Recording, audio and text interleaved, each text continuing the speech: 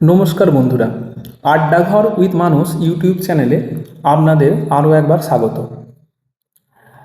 আজকে আমরা যেমন আপনারা থাম্বনেইল দেখছেন যে ন্যাটো কি ভাঙনের মুখে, সেই সম্পর্কে আমরা একটু আজকে আলোচনা করব। ন্যাটোতে বিদ্রোহের মতো পরিস্থিতি তৈরি হয়েছে।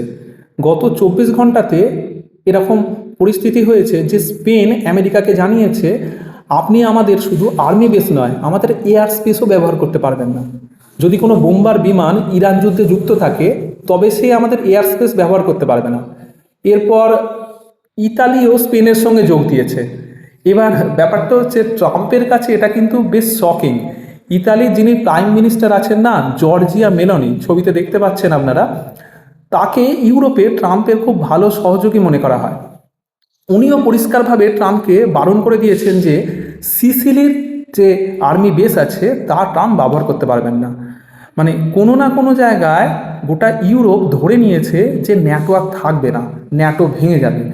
তো ন্যাটো পরবর্তী সময়ের জন্য তারা প্রস্তুতি শুরু করে দিয়েছে।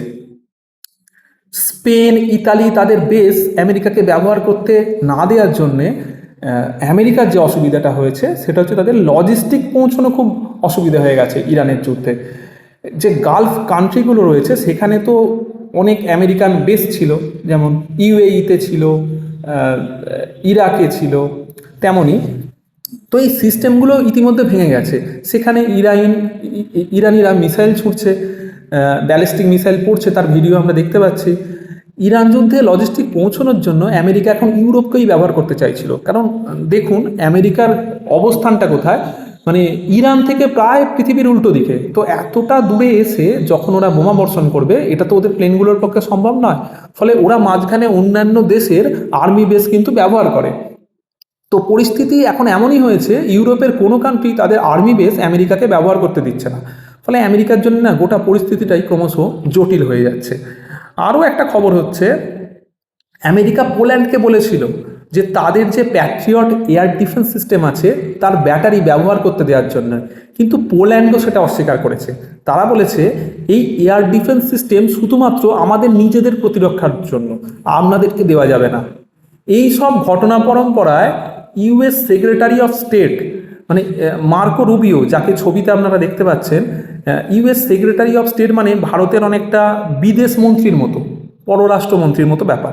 তো সেই মার্কো রুবিও পরিষ্কার বলেছেন যে একবার ইরান যুদ্ধ শেষ হোক, তারপর ন্যাটোর চুক্তি আমরা আবার পুনর্বিবেচনা করব। মানে দেখে নেব ন্যাটোকে যুদ্ধ শেষ হবার পরে। ন্যাটো তো হেল্প করছে না এখন, ব্যাপারটা এরকমই। তো এখন আমাদের মনে প্রশ্ন আসতেই পারে, ন্যাটোর গুরুত্বপূর্ণ সদস্য হয়েও স্পেন, ইতালি কেন আমেরিকার সঙ্গে অসহযোগিতা করছে? এর পিছনে মূলত দুটি বড় কারণ আছে। প্রথম কারণ হচ্ছে জ্বালানির নিরাপত্তা। ইউরোপের দেশগুলো বুঝতে পেরেছে যে আমেরিকা যদি মধ্যপ্রাচ্য থেকে হাত গুটিয়ে নেয়, তাহলে এই যে হরমুজ প্রণালী আছে, যেটা ছবিতে আপনারা দেখতে পাচ্ছেন, তার পুরোপুরি নিয়ন্ত্রণ ইরানের হাতে চলে যাবে। অলরেডি এর নিয়ন্ত্রণ ইরানের হাতেই আছে। ইরান ঠিক করে দিচ্ছে যে স্ট্রেট অফ হরমুজ দিয়ে কেউ বেরোবে বা কোন জাহাজ ভিতরে আসবে। এবার আমেরিকা যদি চলে যায় তাহলে পরিস্থিতি কেমন হবে আপনারা বুঝতেই পারছেন। এখন ইউরোপের বেশিরভাগ জ্বালানি বা ক্রুড অয়েল এই হরমুজ প্রণালী দিয়েই কিন্তু যাতায়াত করে। তাহলে নিজেদের ভবিষ্যৎ জ্বালানি নিরাপত্তার কথা ভেবে ইউরোপের যে কান্ট্রিগুলো আছে তারা ইরানের সঙ্গে সুসম্পর্ক বজায় রাখতে চাইছে। দ্বিতীয় হচ্ছে আরেকটা যেটা কারণ, সেটা হচ্ছে ইউরোপ এখন বুঝতে পারছে যে নিজেদের নিরাপত্তার ব্যবস্থা নিজেদেরকেই করতে হবে। ডোনাল্ড ট্রাম্প যে থেকে নির্বাচনে জিতেছেন, মার্কিন নির্বাচনে, সেখান থেকে তিনি অনেকবার কিন্তু ন্যাটো কান্ট্রিগুলোকে বা ইউরোপিয়ান যারা রাষ্ট্রপ্রধান ছিলেন তাদের হিউমিলিয়েট করেছেন। তিনি অনেকবার বলেছেন আমেরিকার উপর ইউরোপ যেন শুধু ভরসা না করে, নিজেদের ব্যবস্থা নিজেরা করে নেয়। তাই ইউরোপের সব কান্ট্রিগুলো এখন পোস্ট ন্যাটো পৃথিবীর জন্যও নিজেদের প্রস্তুত করছে। তাহলে বন্ধুরা, আপনাদের কি মনে হয়, আমেরিকার সাথে ইউরোপের এই দূরত্বের ফলে কি ন্যাটো শেষ পর্যন্ত ভেঙে যাবে? আপনাদের গুরুত্বপূর্ণ মতামত অবশ্যই কমেন্ট করে জানান। ভিডিওটি ভালো লাগলে বন্ধুদের সঙ্গে শেয়ার করতে ভুলবেন না। আজকের মতো এই পর্যন্তই। দেখা হচ্ছে আবার পরের ভিডিওতে। টাটা।